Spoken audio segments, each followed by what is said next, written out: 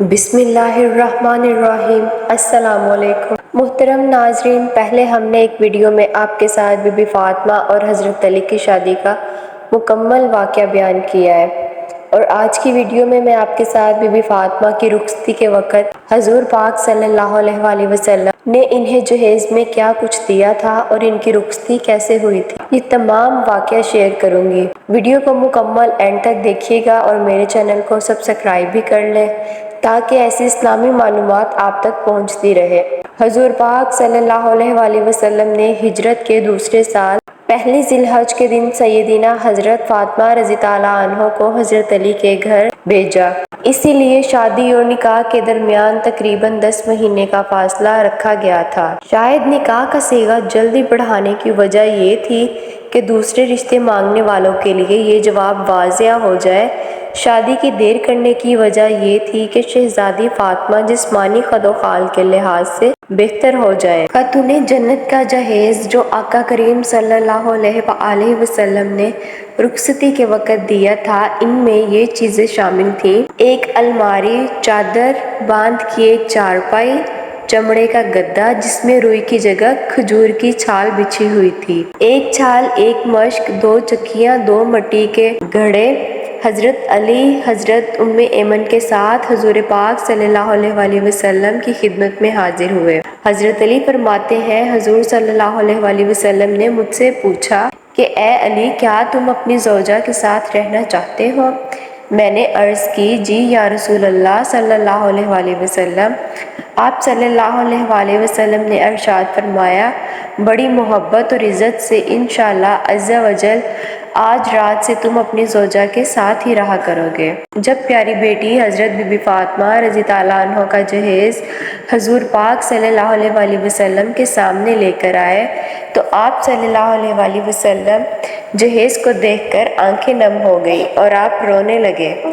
تب حضور پاک صلی اللہ علیہ وآلہ وسلم نے حضرت بی بی فاطمہ رضی اللہ عنہا کے سامان کو دیکھا اور آسمان کی طرف چہرہ بلند کر کے فرمایا، حضور پاک صلی اللہ علیہ وآلہ وسلم بی بی فاطمہ کے حق میں اللہ تعالیٰ سے دعا کرتے ہیں، اللہ اس شادی کو مبارک کر، یا اللہ حضرت علی اور میری پیاری بیٹی فاطمہ کو دنیا اور آخرت کی ہر خوشی عطا فرما اور ہمیشہ یہ تیرا شکر ادا کرتے رہیں۔ حضور پاک صلی اللہ علیہ وآلہ وسلم نے ایک طرف سے حضرت علی کو گلے لگایا اور دوسری طرف سے اپنی پیاری بیٹی بی بی فاطمہ کو گلے سے لگایا اور ان دونوں کو دعا دینے لگے۔ سبحان اللہ۔ پھر حضور پاک صلی اللہ علیہ وآلہ وسلم نے اپنے ہاتھ سے بی بی فاطمہ کا ہاتھ پکڑا اور ان کے ہاتھ کو حضرت علی کے ہاتھ پر رکھ دیا اور فرمایا، اے بیٹی فاطمہ، مجھے دنیا میں علی سے عزیز کوئی نہیں ہے، میں نے اسے تیرے لیے چنا ہے۔ اور حضرت علی رضی اللہ عنہ سے فرمانے لگے، علی تجھے نبی کی بیٹی مبارک ہو۔ سبحان اللہ۔ اس وقت حضرت علی رضی اللہ عنہ کے گھر جو سامان موجود تھا، ان میں ایک لکڑی جس پر کپڑے یا مشک ٹانگے جا سکیں، گوسپند کی کھال اور 1 عدد مشک، 1 عدد تکیہ اور 1 عدد آٹے کی چھلنی۔ رخصتی کی رات حضور پاک صلی اللہ علیہ وآلہ وسلم نے اپنے لخت جگر بی بی فاطمہ کو ایک نیا جوڑا عطا فرمایا۔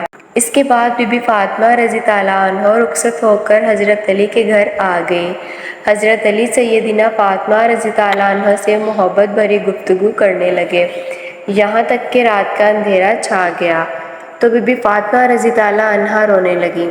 حضرت علی رضی اللہ عنہ نے پوچھا، اے تمام عورتوں کی سردار، کیا آپ کو خوشی ہے کہ میں آپ کا شوہر ہوں اور آپ میری بیوی ہیں؟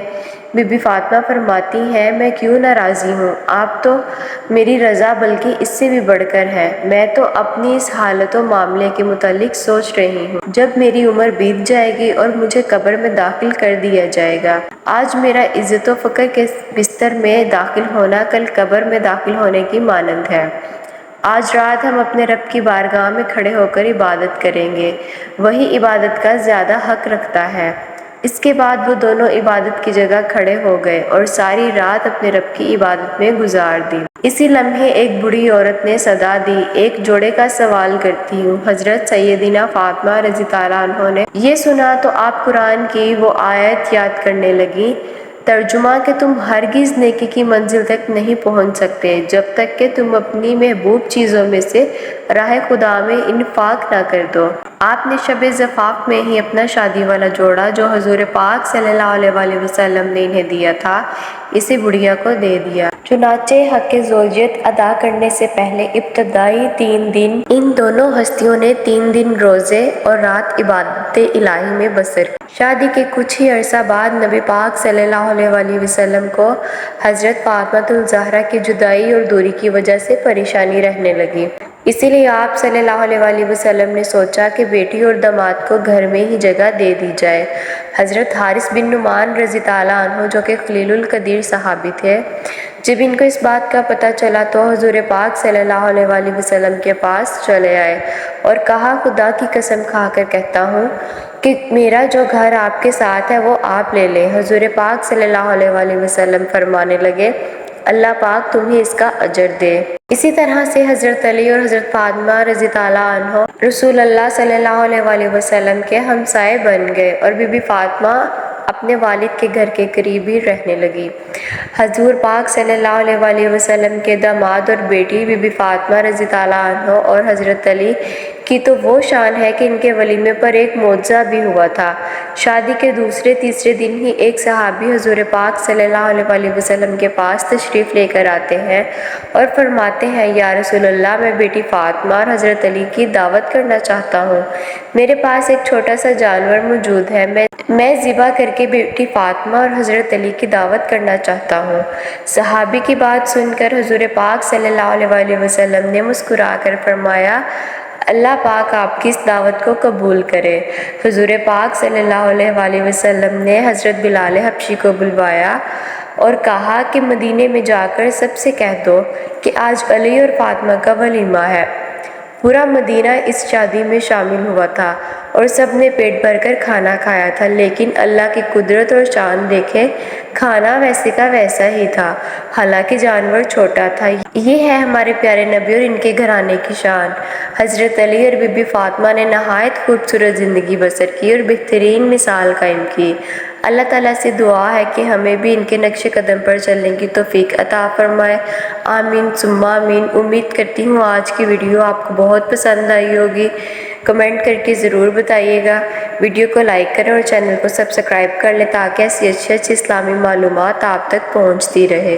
اللہ رب العزت آپ کا اور میرا حامی و ناصر دعاؤں میں یاد رکھے۔ اللہ حافظ۔